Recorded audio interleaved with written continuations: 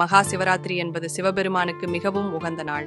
இந்த நாளில் நாம் செய்யும் சிறிய வழிபாடும் பல மடங்கு நற்பலன்களை தரும் என்பது நம்பிக்கை. இன்று நீங்கள் செய்ய வேண்டிய முக்கிய விஷயங்கள் இதோ. 1. விரதம் இருத்தல், முழு உபவாசம். உடல்நிலை ஒத்துழைத்தால் இன்று முழுமையாக உணவு உட்கொள்ளாமல் விரதம் இருப்பது சிறப்பு. இயலாதவர்கள் நீர், பால் அல்லது பழங்களை மட்டும் உட்கொண்டு விரதம் இருக்கலாம். 2. 4 கால பூஜைகள். சிவராத்திரி அன்றிரவு 4 காலங்களாக பிரிக்கப்பட்டு பூஜைகள் நடைபெறும். ஒவ்வொரு காலத்திற்கும் ஒரு சிறப்பு உண்டு. முதல் காலம் மாலை 6 முதல் 9 வரை, பஞ்சகவ்ய அபிஷேகம், செல்வம் பெருக. 2ஆம் காலம் இரவு 9 முதல் 12 வரை, பால் தேன் அபிஷேகம், ஆரோக்கியம் மேம்படும். 3ஆம் காலம் நள்ளிரவு 12 முதல் 3 வரை, தேன் நெய் அபிஷேகம், அறிவும் தெளிவும் பெர்.